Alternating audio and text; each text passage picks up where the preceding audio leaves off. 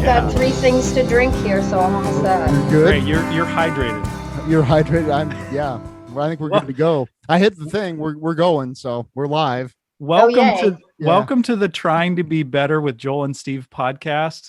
The conversation has already started. We're very excited. We have a special guest today. This woman is a Buddhist teacher, practitioner, podcaster, all around amazing person who I was introduced to by my brother Colin. Her podcast, she records her Dharma talks from Burbank, California. And her name is Mary Stancavage. And give a big Trying to Be Better welcome to Mary. We're so glad you're here, Mary. Thank you for taking your time. Oh, thank you, Joel, and thank you, Steve. Thank you so much for the invitation. It's a delight. It's a delight. I'm just blown away that anybody has heard of me outside of Burbank. So, well, you have a couple of people in my circle that have listened, because my brother and then our friend Austin, and then I've turned other folks on to your talks, and you know, you have a way of talking about the Dharma that is, I think, topical, relevant, and it's really centered on the heart and the heart practices. I think some talks and teachers I listen to that are very beneficial sometimes get very psychological or get very, technical or very, very heavy in the suttas. And you have a way of translating that in a way that's just been really beneficial to me. So thank you. I'm really happy to hear that. I really believe, I think that's why I came to this practice, is because I was able to translate it into my everyday life. And so how do we make it usable? How can, pragmatic Buddhism, it's like this stuff is applicable. I was listening teaching. Oh, I'm sorry, go on. I was listening to it was a recent podcast of yours on the shame one. And I love, and along what you were just saying, like the term snarkasm really kind of made my day. Like, okay, I can totally relate to this person. That was perfect. Thanks. It's just real, and that's because I'm coming to this through Joel pretty specifically. Yeah. And so he's been on this path longer than I have. But I've just appreciated your approach to this, because I've listened to everybody that he's recommended, and some of it has landed really where it feels good to me, and you're one of those people. And then some of it is more of an exercise in academia almost, which I also appreciate, but it's a different experience. Totally. There's the broad spectrum, and different things apply to different folks, and different things attract different people at different times. So it's good to have that choice, and it's good to find folks that you can relate to. That's really important. So help us out, Mary. I'm curious to know, and I think one of the things we're really wanting to introduce you to our listeners, how did you come to this practice, and what are the things that led to your work now? And I don't know if you can sum that up, but we'd love to hear sort of how you became a teacher, maybe even a practitioner first. I know that I've listened to a few of your talks, and I know that you've had some different pursuits here and there, and and I know I'm like, and I want you have an obsession with baseball, and I want to know more about that. And so, like, how do you where did you come to the work that you're doing now? What's the origin story of Mary Stancavage? What's the origin story of Mary Stancavage? Like you're a superhero. That's a very specific question. Let me see if I can. Where did you grow up? Like, are you a California person? No, I was born and raised in New York City, in Manhattan. Okay. Oh, okay. Thus the snarkasm I come by naturally. So, and I ended up, when I was 18, I moved to California. My brother lived out here, and he sent me an airplane ticket. So, you want to move to California? I said, sure. And I came out, and I ended up in LA, going to graduate school at UCLA, and then I stayed when I landed here. And so I've been here a long time, 40 years. And what were you studying then? Like, what was your academic pursuit then? Archaeology. Okay. So I've done time as an archaeologist. Done time. Done time. Yeah. Sometimes it feels Sentenced to that way. archaeology. Well, I heard you mention in a podcast that also something about spreadsheets and data analyzation. Yeah, because I worked my way through school by being an office person, Oh, and sure. when I partied my way out of graduate school and Sweet. into it was ugly, it wasn't sweet, Yeah, and well, into we know, we get it. yeah, We know. I know you know, and into corporate America, and I that almost sounds worse. no, I have to give a shout out. I worked for Xerox Corporation, Oh. which is a amazing. I can't speak to it now. I haven't been there for a while, but when I was there, it was a really fabulous organization, really ahead of the game in Xerox many ways. Xerox gets credit. I'm a tech guy by trade, and Xerox, they innovated a lot of things. A lot of our modern systems are directly attributed to Xerox. So I have a lot of respect there on that level. Absolutely. And culturally, also socially, and, affirmative action and really a lot of things. So I can't say a bad thing about it. I know people had a lot of issues with corporate America, but I had a really good experience with a really good company. And that's where I got into number crunching and analysis and organizational stuff. And so that served me to, that's how I made my living. That's where I met my husband. He was a tech. He was a Xerox repairman. And then I mentioned that while I'm in recovery too, and that's how and got sober through 12 steps, and that they talk about meditation there, one of the prayer and meditation. And so I started getting interested in it, over 30 something years ago, but I never studied it formally. I just kind of did it on my own. And then I started reading some books. Pema Chodron, I think, was the first Buddhist book I remember reading, and it just was like, whoa, it was like light bulbs went off. Yeah. And I said, this is my program. This is what I'm trying to do with my life. I said, yeah, this is it. And I didn't do too much formally. I think the first real formal practice I did was Sharon Salzberg's Loving Kindness. I read that book, and I did it.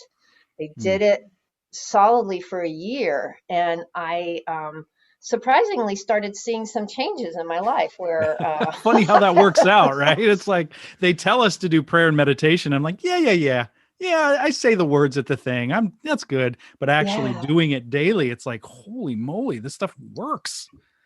And exactly. And it would come as a surprise, like the word compassion was not in my vocabulary, especially for me. And then when I found myself, being kind to myself, I'm like, whoa, this is a direct result of doing this practice, doing this meditation every day, because, you extend compassion and the loving, the heart practices. That's what that book is all about. And then Noah Levine moved to Los Angeles, and I read his book, and I started sitting with him, and that was my formal entree into this practice. So, and then he started a teacher training program and invited me to be a part of it. Wow! And so when did that teacher training start for you then? 2008.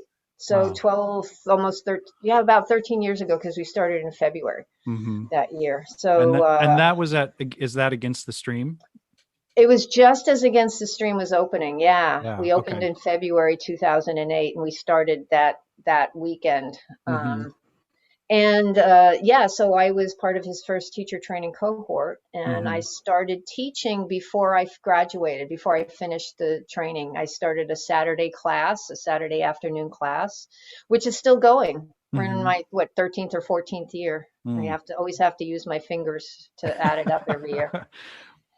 That's cool though, that it's gotten to that point where you're using both hands to count the amount of years that you've been teaching. Toes. I mean, yeah, very good.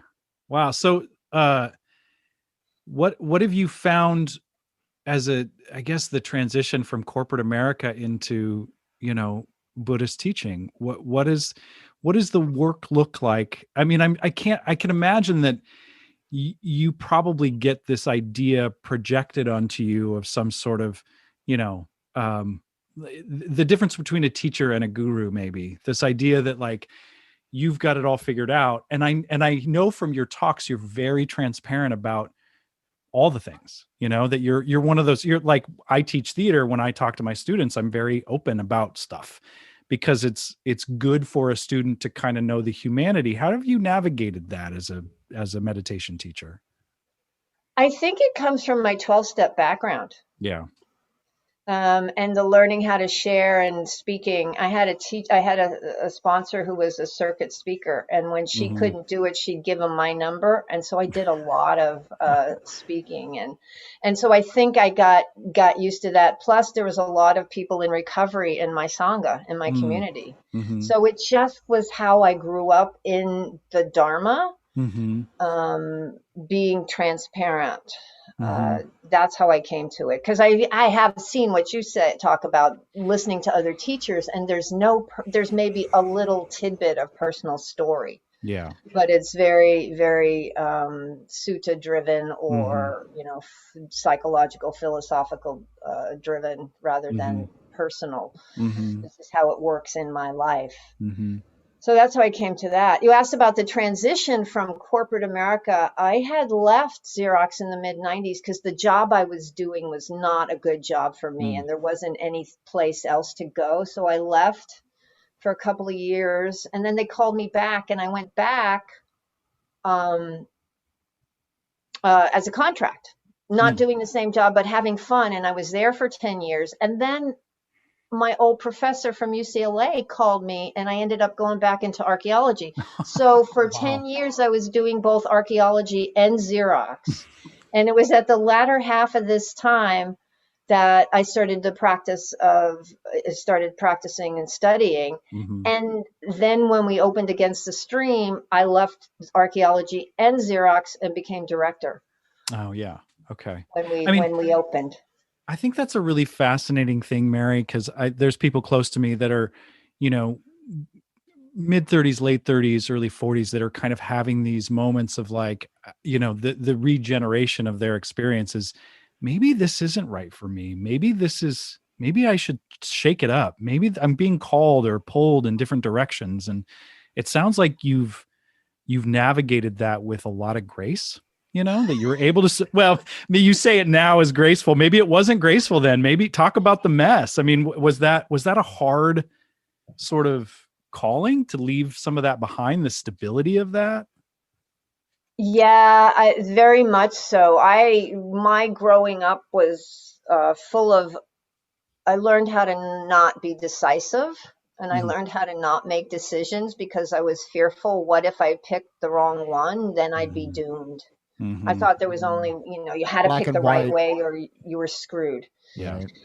And so when I was leaving Xerox in the mid-90s, that first time, and I had nothing lined up. I knew that I would never, I knew archaeology and this one particular job. So I was never going to get hired for anything. So it was so much fear.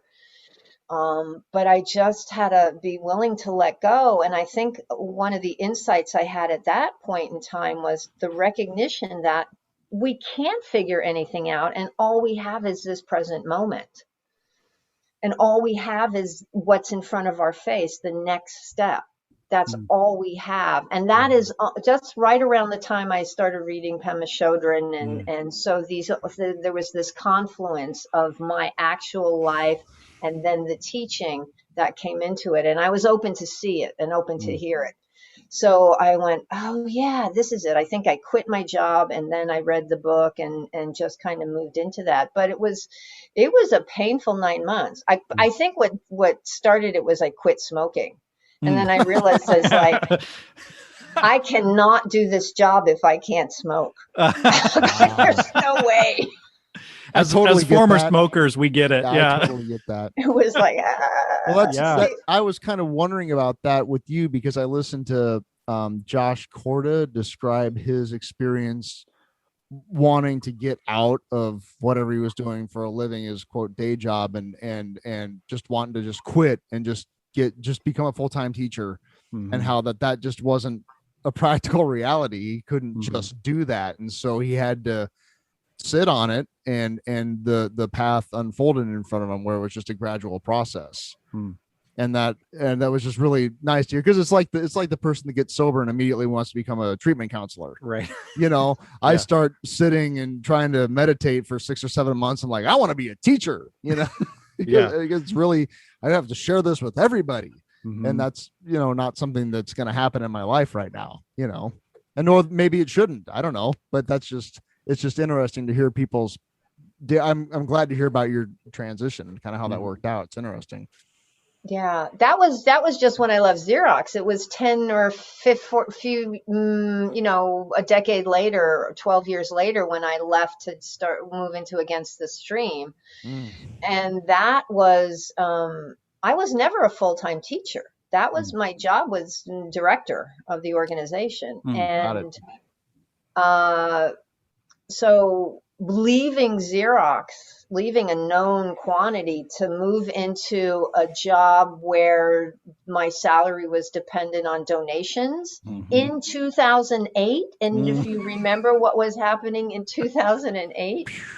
I was in the rooms of recovery in LA in 2008. And it took a lot of us out. I mean, that stability, that upheaval. I mean, a lot of folks were coming back into the room saying, I just relapsed because I lost all this. It's like, it was a tumultuous time for anybody seeking anything spiritually to step out like that and to kind of take a leap.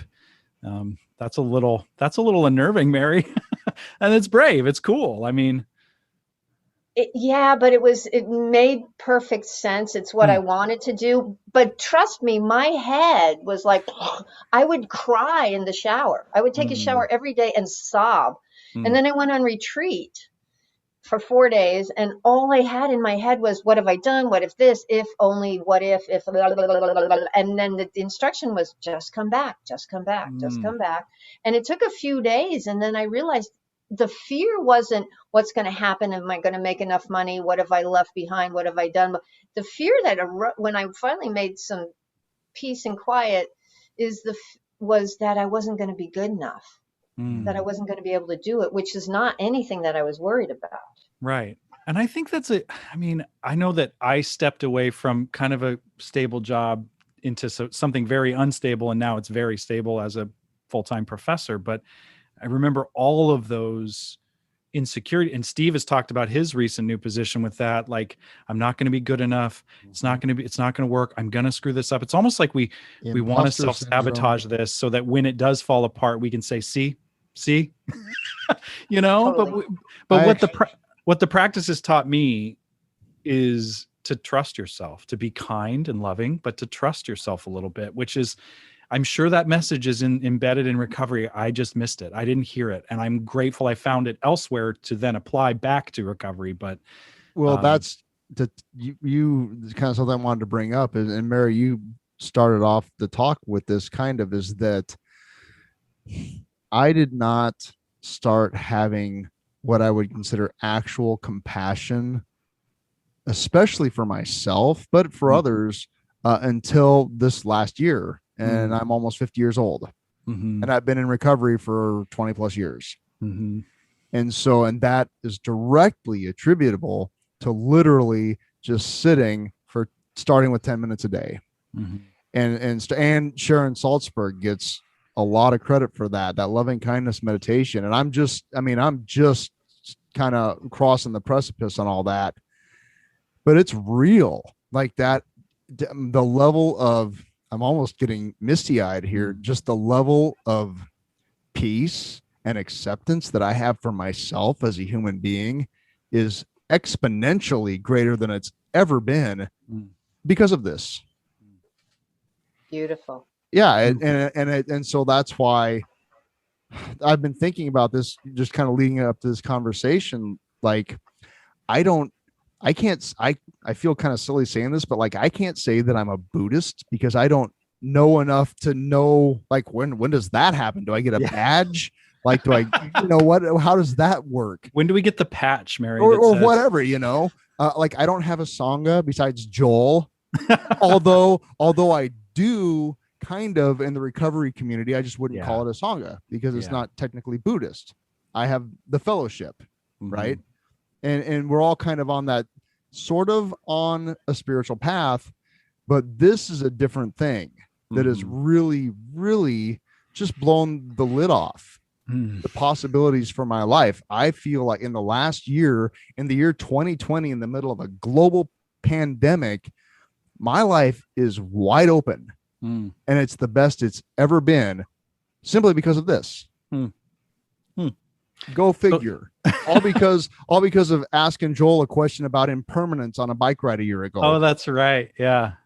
Like really, like, and that was a really vulnerable moment for me because I knew that he had been doing this for a while and I had watched his aura change. Like I just literally watched his demeanor change, and there's got to be something to this. So that's kind of why I started just doing a little meditation. I just said, what is, and it was, I had a vulnerable moment asking my friend of almost 20 years in all seriousness and humility, tell me about impermanence.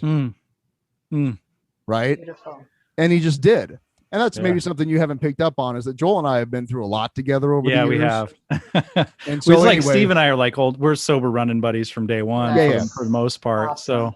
But that was a thing where like we've known each other a long time and we've been through a lot, but it was, and I don't even know if I've told you this, Joel, that like it was a real, like I really had a moment of like, do I cross this precipice and ask this question? Right? Like that was a real thing that went through my head. Is like I almost didn't. Yeah. Next level. That's next level. And I Mary, can you address that as sort of the official teacher in the room? What is that? There's not a Rubicon to cross. I mean, what does it mean what is the difference between sort of just practicing mindfulness, maybe sitting a here and there, and actually committing to a path, a chosen path? And when is it okay to call yourself that? I mean, are there any hard and fast rules that you teach? No, in my practice, I don't always call myself a Buddhist either. I'm not crazy about labels, and I say I'm a practitioner. I teach Buddha Dharma. I practice Buddhism, but sometimes I say I'm a Buddhist, sometimes I don't say I'm a Buddhist. So it's a label. Yeah. So I'm not worried about it. I think it's an internal commitment. I mean, because I have seen the dramatic transformation in my life, I have seen the dramatic transformation in other lives. Steve, you're talking about it. You have had a dramatic transformation in your life, and you came to that because you saw the transformation in Joel's life. So that, that continuation of awakening and liberation, even on a little scale, is how this works. And so, I don't know if there's a river to cross, but for me, I started doing it, and then I was just hooked, and then it's like I've gone too far to turn back. So maybe I've crossed the river without even being aware of it, but I can't not do it. It's like when you can't unsee something. I mean, sure, I could, put a bag over my head and live in a closet, but it just doesn't seem right. It just doesn't make sense in my world that I would want to walk away from this. Because from my experience, I'm kind of in that spot where I'm kind of like, how did I get here? Like, I am. Yeah. It would be really hard for me to go back over the spikes, because if I were to turn around and back up over the spikes, I'd tear my tires up. So there's this moment of like, well, there's momentum here. And if you're with yourself throughout your whole experience, you can't deny the benefits, because you've celebrated them, you've honored them, you've shared them. It's like, these things are true. And I can't wish them away or believe them away or sweep them under the rug, because the benefits I feel, it's a somatic feeling that I can't undo that, because it's just true, because I've observed it, which is part of the practice, so it works like that. Yeah. And what was I going to say when you're talking about it? You can't, you've seen it, and I don't remember. Oh, Well, isn't that great? Well, It must not. Joel was talking. It reminded me. That's very similar to the recovery experience. Yeah. Mhm. I mean, there's a parallel there. It's like I can't. Like, why would I go back to that old life? Oh, right, because that's what I do when I'm not in recovery. Yeah. Right. And maybe that's where the difference lies. Is that there's a powerlessness about addiction that maybe doesn't apply to Buddhism. I don't Well, know. I think I can get pretty hooked. I mean, if you give me away from practice long enough, I'll get hooked on video games, sugar, chocolate, you know. It doesn't mean we don't get hooked, but I think there's this awareness that I know there's a different way. And right now, maybe I've been doing it a while, because I stop and I go, I've been doing this a while. That's always weird when it creeps up on you. But it's like there's so much less suffering in my life. The outside really hasn't changed that much. I've been living in the same house for 21 years. I've been married for 30 something years. I mean, stuff is the same. Isn't that interesting? My 22-year-old Honda has 310,000 miles on it. But my internal experience is night and day. Why would I go back to that small, scared person? Yeah. And have you, I mean, maybe you could talk a little bit about your experience with this, because I'm at this point where I'm kind of reinterpreting, and I've talked to other folks, other practitioners in recovery, trying to reinterpret recovery language and Dharma, and how does that all work, and trying to really weigh that out. How is that reconciliation for you, or was there one? I mean, we are also in the Midwest, where a more monotheistic sort of religious bent is sort of more prevalent than, because when I was sober in LA, that was a little different maybe. But can you talk a little bit about maybe the merging of those things, that reconciliation? Yeah, I came into, I was raised a Catholic. I went to Catholic school for 13 years, because I used to say 12, and then I realized kindergarten. So 13 years. It's asked me why my name is Mary Therese Bernadette. And so, but it never meant anything to me. It never, ever resonated at all, ever. And so when I came into AA, I had no use for God. And my sponsor said, think of God as a group of drunks. I did come to a place of okayness with a higher power, because I didn't have to define it, and I knew it wasn't me. And in the big book of Alcoholics Anonymous, there's a appendix called the Spiritual Experience, and that's one of my favorite pieces of the big book, because it says a spiritual experience is a shift in perception, a shift in perspective. It's seeing things differently, which is what my experience has always been in recovery. Was like, I'm stuck in my instincts run amok. I want, losing something we have, or not getting, the fear of losing something I have, not getting something I want. I saw that is Buddhism 101 to me. So when I read Pema Chodron, and I read Start Where You Are. I haven't read it in 25 years, but I don't remember exactly what was in there, because I lent it out and never got it back. But it was like, this is my program. So I was able to be at ease in Alcoholics Anonymous and AA, because of I was able to have a higher power of my understanding, and I didn't have to define it. And then when I came to Buddhist practice, it was like, and I was able to take the match pieces, then put them together and say, these two things flow, take what works and leave the rest. Right. That was meaningful to me. And so they live side by side. I still hold with it. Every time I read or hear the Serenity Prayer, I'm like, that's you can't get more dharmically sound than that. It's so great. Sorry, Steve, you were going to say something. I was just saying, for me, it always comes back to, especially in recovery, it's universal spiritual principles. Yeah. Like the 12 steps, Bill Wilson, they didn't invent this. Right. It took concepts that have been around for millennia. Right. Like admit you have a problem.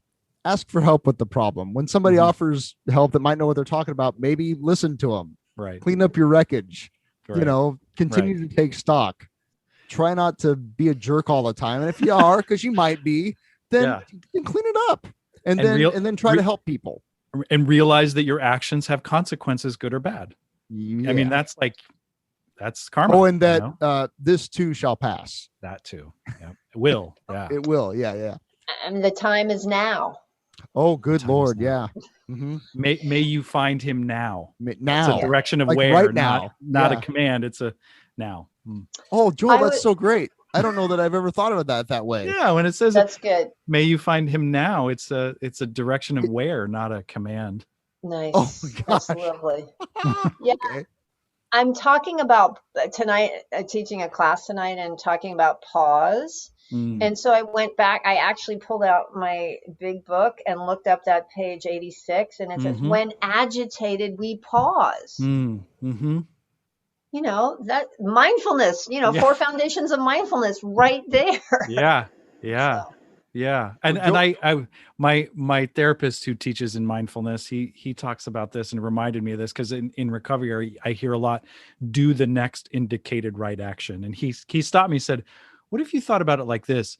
Do the next, do a wise action, like take a wise action. It may not be the best. It may not be the one, and it takes it out of this, like what you said earlier about, I got to do this perfectly or else I'm going to fail. It's like, well, it kind of leaves a little freedom there. It leaves a little wearing life like a loose garment, that if I can choose a wise action now and then see how it goes. And if I need to adjust, I can adjust.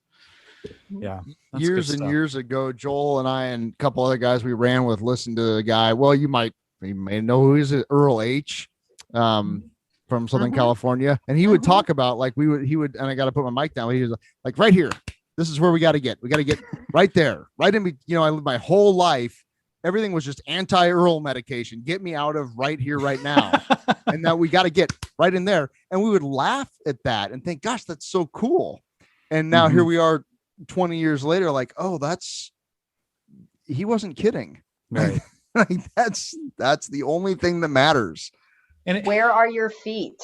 Yeah. And I used to put my hand up in front of my face just to stop myself. It's like brakes on. Yeah. Well, people will tell you to live in the moment. I tell this to my actors, be in the moment. But if you haven't spent any time in the moment, you don't know where that is. That's impossible. And so that's why we practice. Isn't that the truth? That's like we tell people all the time, well, like, just let it go and just let go and let God and just do the next indicator right thing. And it's like, I've never lived in those spaces ever. Like, how do you do that?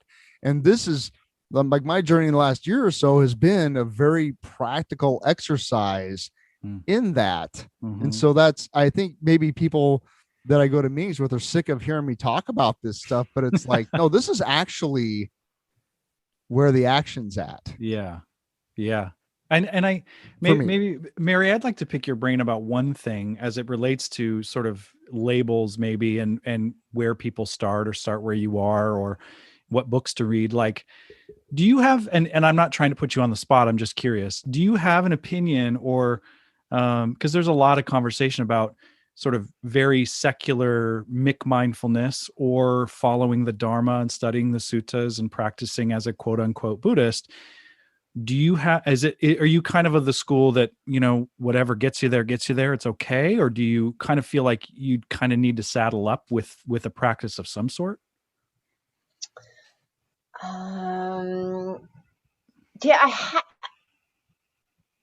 I'm not sure, actually. I mean, like MBSR, mindfulness-based stress reduction, is a big entree for folks, and that's kind of been pointed to as the granddaddy of McMindfulness. And and I haven't looked closely at this, but I do know like the Mindful Awareness Research Center at UCLA is led by Diana Winston, who's a longtime Buddhist teacher, really solid practice. And so everything is Buddhist based except the word Buddhism. And I think the really important part, and you'll probably hear a lot of people say this, is it's not just mindfulness. I mean, that's only one piece of it. Mindfulness is it's just one piece, but it's not going to get you anywhere unless you have the whole package, I think. So if it gets you in the door, fine, but don't stop there. It's the same, if people come to meditation classes at Buddhist centers, but they just stop at the meditation. I find the ethical piece of it to be equally important, if not more so, because that's the ground that allows you to have some ease when you do meditate. Because if you're sitting down and closing your eyes and you've got all this crap you're dragging along with you, you're going to say later, I'm going to go find something better. So I wanted to address or at least comment on something. By the way, I really enjoyed your intro to Buddhism a couple of weeks ago. I'm very glad that I popped in on that. But you brought up and I hadn't even, I guess I kind of had, but the Nazi Buddhist, right? And like, oh my God, like that's like, how do you reconcile? Then I think in just a brief sidebar, I'm a huge fan of an old rock band called the Grateful Dead. In fact, they were my introduction to spirituality. There, I said it. But like Pink Floyd. Oh, sure. Well, there you go. Yeah. She just showed a tattoo. Yes. Stories about that too. But there's a TV talking head person named Tucker Carlson that proclaims that he's a fan of the Grateful Dead. And I'm like, and I immediately thought of that when you showed the Nazi Buddhist guy. I'm like, how does that what? I get a little judgmental about that. And by a little, I mean like just like tons. Because like, how do you reconcile that in your brain and that ethical piece of like to and I'll stop, but it just that really just inflamed my brain that it's like, well, and then it's just going back into recovery communities, which is that they're populated entirely by sick people. And some people are more ethical than others. That's a really excellent question. I mean, well, you have the problem in Myanmar, in Burma, where the Buddhist, Aung San Suu Kyi, who has now been deposed by the coup, but who they've been, committing genocide against the Rohingya Muslims. And so just because it's Buddhism doesn't mean it's, wise and skillful. That's why I think this is where the Buddha's line is: don't believe it just because somebody said it. Investigate it for yourself. Does it lead to suffering both for yourself and for others? And if what you're doing is causing harm to others, then you need to step back. And we're all deeply conditioned, whether we see it or not. There's a monk, Ajahn Sumedho, who's, if you may have heard of him, he was a student of Ajahn Chah, who was a teacher in the Thai forest tradition in Thailand in the last century. And Ajahn Chah told Sumedho, who's an American, that he had to go be the abbot of the monastery in England, Amravati, which is a very big monastery. But Ajahn Sumedho has this blind spot about full bhikkhuni nun ordination. He's like, women, no. And so, because apparently the lineage died out, and so the nuns can't trace their selves back to the Buddha, therefore they can't be fully ordained, and caused a lot of havoc and dissension and divisiveness. And a lot of the nuns left the monastery because it was so impossible to live there. So this man has great wisdom, but this blind spot. There's another monk who I really love, Thanissaro Bhikkhu, Tan Jeff in Southern California, who feels the same way. And it's like very wise and skillful, but not perfect. And I am not. I am not enlightened by any any way, shape, or form. I'm better than I used to be, but I still have my conditioning, deep, Yeah. deep conditioning. And I think Mhm. that's how I have to see it. All these people who are out there causing harm are the last president, Tucker Carlson, this horrible tragedy in Atlanta the other Mhm. day. Mhm. They're caught up in greed. They're caught up in hatred. They're caught up in delusion. Mhm. And I don't wish them harm, but I'm like, we have to put an end, we have to work to end harm where we see it being caused as I, well. So that's how I deal with that stuff. I really appreciate your perspective. I mean, that's one of the things about your podcast and your talks that I've really appreciated over the last year, specifically this summer, with more civil unrest and civil disobedience and protest and the cry for uh, racial justice. I mean, there is this I guess understanding or maybe stereotype of the Buddha, and it's just equanimity, where it's like, well, I'm okay. I'm going to let go of you over there. I'm going to be okay here. You do you there. And how, I mean, but we can look to Thich Nhat Hanh and the engaged Buddhism as a really great example of how to be how to try to do no harm, to try to practice the Dharma, to take those refuges, but also be a citizen. How to be a citizen Buddhist. And can you talk a little bit about that, your experience, just as in working with students and teaching over the last year with the pandemic and more?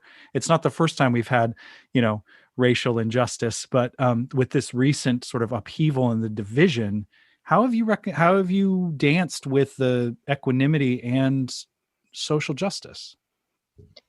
Well, equanimity means having one of the definitions of equanimity is having the appropriate response. Mm. So if you are greeted with, pain and suffering, you have compassion, and there's also this impetus to help.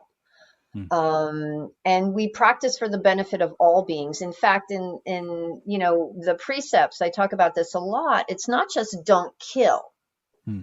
It's like put down your weapons and live with compassion throughout the world, and to work to end suffering where you see it. So if you see injustice, it behooves you to do what you can. Not all of us can go into the streets. Not all of us can do everything, but we do what little bit we can. We educate ourselves. We talk to our friends. We write letters. Whatever it is, whatever it looks like for you, that it can be very personal. But to really say, "Am I doing what I can to end this injustice?" And that's I use the Eightfold Path as my foundation, because that's the wise action is in there. And it's about meeting the world with kindness and compassion, but not idiot compassion. I think that's Pema Chodron's phrase. We're not Yeah. that, it's okay, equanimity, blah blah. Right. No, it's like it's accountability. Mhm. It's absolutely accountability. Mhm. Brene Brown talks about that. She says people think when you hold people accountable that you're being mean and nasty, and you're saying, no, I'm just holding you accountable. So Mhm. it's all about accountability as well, Mhm. and not letting people cause harm. Right. And then, listening, I'm a Brene Brown fan, Yeah. and your last couple of podcasts had me thinking about like this idea of skillfulness, which is like what a revolutionary concept to live like in a skillful way. Mhm. That just reframes everything. Mhm. But and then to live in a way that doesn't cause harm to anybody. And I was thinking about like, being well intentioned. Like when I was using and was really just sick, like I didn't do that completely. Like I was so just selfish and self-centered that I knew that I was causing people harm. Mhm. I knew that I was causing suffering, but I also knew that I was going to continue to do it. Right. And that's a really painful way to live. Yeah. And so then to be free, because I had to, right. And so then to have the had to removed and to start to look at, and this is a decades long process now, but to actually live in a way that doesn't harm others. Like that's the line. That's the rule. Like that's in that term and in this context is a new concept to me. Right? Yeah. It's so, and I'm kind of embarrassed to say that out loud, but on a level like that's true. Yeah. To the very small decisions to very big decisions. Yeah. Like we're in my house, we're analyzing our food consumption and our animal cruelty footprint. Like that's a thing. Just for example. Yeah. And just how like that idea has revolutionized how I work with other human beings. Yeah. Again. Right. And so I've lost my train of thought. But there was a point in there somewhere. The point is this is all really great. Well, when you start, I mean, like back to something that Mary said about you know, if you're only gonna meditate so that you can be better at, you know, there's army generals that are meditating to be better generals. Productivity. Right. Yeah. Productivity meditation. If you look at the Eightfold Path, and, you know, I was talking to my Sangha last night about right livelihood and, you know, right speech. And when you think about the whole wheel, it becomes this whole other revolutionary way to live, the shift in feeling and outlook versus just, I'm going to do this to make me better. It opens the scope, and that's all. That's my point. When Joel's brother Colin was kind of one of my early examples of, well, Buddhism, just kind of the way he lived and the way he exists. I'll say exists. He's a present person. He's still with us. But he always just had this way of carrying himself that was full of humor and insight. And has a way, I haven't seen him for a while, of just, I don't know if wisdom's the right word, but very clearly seeing situations and articulating a solution or a path just very simply and kind of with no effort. And what was the point? Gosh darn it. Well, there was something in there. Well, something about this, you know, walking this path is, you know, there's a revolution that happens in a way. Skillfulness. Yeah. Colin was my introduction to what a skillful person looks like in this context. Just, and I always like, how does he do that? And the answer is, this is how he does that. Yeah. Well, there's one other piece to doing no harm, which I think is really difficult for a lot of people. It's doing no harm to ourselves. So it's watching how that storyline in our heads, like you were talking earlier, Joel, about, you know, changing the jobs and the not good enough, and you know, that same thing I had, and I used to I say this all the time on the podcast. My favorite nickname for myself was dumbass, and things like that, and that's, or loser. I mean, just those things that in our mind are old thinking, old ideas, things that got implanted, and to stop that and to learn to be compassionate. I can have compassion for somebody else much more quickly than I can have compassion for myself.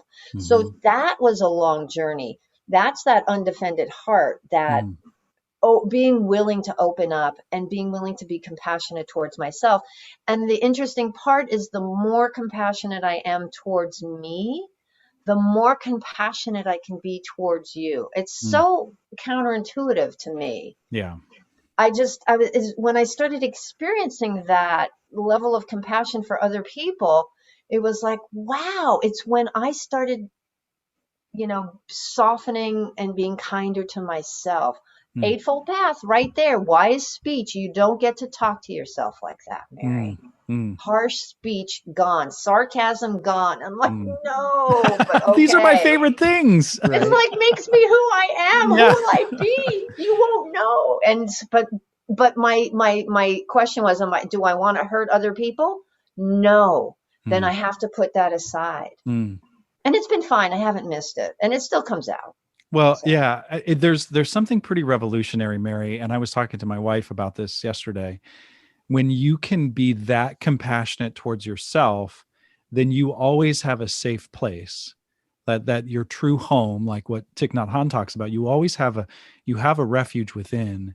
And no matter what anybody is doing, whether that's your spouse, the president, Myanmar, somebody in Atlanta, that you have a safe place within to start from all the time, where every moment of every day, every breath is an opportunity to come Lovely. home. That's lovely. Home. Yeah. And if it can't be there, then you're constantly just giving. You've got that cup empty. Or protecting. Don't get no. Mm-mm. Well, and then Mary's website, the Undefended Heart, right? It's this this opportunity to not put up a wall and to open the rib cage and be vulnerable, be open, and be, have this strength. It's the work you're doing, Mary, is really, really impactful and really gorgeous. And you are of benefit to a lot. You are a benefit to many people. And when I pop in on some morning meditation sometime, and your students, I mean, you are of real benefit to the people around you. And I hope I know that you know that, and I wanted to tell you that. Thank you. Yeah. Today is our 1-year anniversary of doing this morning meditation. We've been doing it for 365 days. Oh, very good. Thunk it. How is because you used to just teach sort of, in person in Burbank, in LA. How has it been opening it up to Zoom, to the world? What has that been like for you? I've traveled all over the world without getting out of my pajamas. It's been great. It's sad not seeing people, but I've been able to connect with so many more, like, all the folks who come to morning meditation. I never did morning meditation till the pandemic. So that's a whole new thing. I still do my 2 classes a week, but now folks come who are not geographically close. And I taught in Calgary, and I taught in England, and I taught in Nashville, taught in Portland, and I've gone to those places, but now I still get to do it. But just making it open, and I think people are finding that with classes, so much benefit online. I'm getting to take stuff and go on retreats too that I probably would not have been able to do. There is that benefit that comes. So it's good. It's been good for me. I'm really so grateful for this practice in the community. I mean, thinking about the pandemic, A, without being sober, or B, without this practice. No, thank you. I just went to a 1-year birthday party last night over Zoom of somebody who got sober a year ago today. And that was like right around the time lockdown happened here in Nebraska. And it's just everywhere. It's beautiful. Well, I mean, I'm really glad to know that your teaching, your experience, your expertise is being shared with a wider audience. And, our listeners can go to Mary's website and join up a Zoom class, take some classes and sit with Mary. It's really, I've done it a couple of times, and it's such a joy. It's such a gift. We're getting close to the end of our time, Mary, and I want to make sure as we get close, because I know Steve has a hard out here to go do some family stuff. I want to know, you're a Mets fan, right? Oh, please. Oh my God. You did that on purpose, didn't you? I did. I totally did. I did not see that coming. What do you think? Did I get my Yankee paraphernalia? It's like right here. No, I grew up going to baseball. No, I'm a New Yorker, but I'm a Yankee fan. Yeah, I knew that. A lot of. Is that a Cubs thing I see? Oh yes, yeah. This is my Chicago Cubs koozie. That's holding my sparkling water. So. And I'm also an Angels fan because I live in LA, and I'm an American League person. And the Dodger Stadium's like 15 minutes away, and I go there and root for the other team. Very. That'd be like if I was on the South Side. I'd just go to see White Sox games to root for whoever's playing against the White Sox. Exactly. That's what I do with the Dodgers. What are you listening to these days, Mary? What music? What are you listening to? What are you into? Interestingly enough, I've started listening to.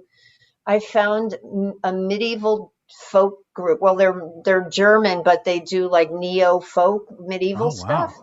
Yeah, I like. Cage the Elephant came into my head. Yeah. I really love them. Yes. I'm not way up on a lot of stuff. What are your Alicia Keys fell into me. What are my, What are your all times? I know you have a Pink Floyd tattoo on I your have a arm. cup. Pink Floyd was my first cat tattoo, and then I have another Pink Floyd tattoo, and this is my Tom Petty tattoo. Ah, nice. So my top 5 are Pink Floyd, The Beatles, Tom Petty, The Cure, and Social Distortion. Oh, very good. Social D. Yeah. I love Very Social. good. I've seen Social D like 23 times. I Wow. got to see them for the I first can time a guess. couple years ago, and what a show! What a show! I got to see them open for Neil Young in like 1991 and Long Crazy time ago. Horse, and that Yeah, was long just time ago. woo. They were that was awesome. I saw that was the first time I saw, not opening, but in 91 was the first time I saw them. I would love, Good and when times. this is all over, Mary, I'll fly out to Burbank. We'll go see Social D together. Oh yes. I would love that. Or I'll come to Nebraska because they play Please. everywhere. Yeah, please come to True. Nebraska. We'll bring you out here. What are you Awesome. What are you reading these days? What are you? Oh my gosh, I'm reading all kinds of stuff. I'm reading a lot of The Body Is Not an Apology, Still Here, My Grandmother's Hands, and then I love murder mysteries. Nice. And my old boss, Andre Hardy from Against the Stream, is a noir guy, Ooh, so yes. and hard-boiled detective person. So he sends me Nice. all kinds of stuff. So Very good. I every once in a while I have to pull out my Raymond Chandler stories and just kind of get lost in the old LA. So yeah, that's good great. stuff. Yeah, thank you. Ah, Mary, what Thank a you gift. so much. What What a a It's been a joy. blast. Yeah. And informative and just really nice. Yeah. May your work continue to be of benefit to you and to us and to everybody. And anybody that's listening, please find Mary on what are all the things what are all the channels that you have? You have an Instagram, but how can we find you? How can we connect? MaryStancavage.org is my website, and then Mary Stancavage on Facebook, Twitter, Mary Stan55 on Instagram and Twitter, and that's pretty much where I am. And then and then my podcast is on everything: Apple, Stitcher, Spotify, everything. All the things. I think it's my name. You can search that my name and you'll find it. So. Yeah, We'll and put you some can links up. Anybody YouTube, I'm now uploading my videos on YouTube. Oh, very cool. good. Cool. We'll find that. We'll push those out and go to Mary's website and have a morning sit with Mary. And if you're in Lincoln, it's only at 9. It's not at 7. How she does it on the West Coast. It's a little more palatable. So, Sure. what a joy, Mary. I've been looking forward to this. What an honor. What a joy. You are welcome back to our podcast anytime. And I can't wait to sit in person with you someday. Yeah, looking forward. Thank you so much, and good luck with the podcast. It's awesome. You two are doing a beautiful, beautiful thing, and I'm so happy you're doing this. It's so much fun. Chunky peanut butter. Okay, and with that, thanks, Mary.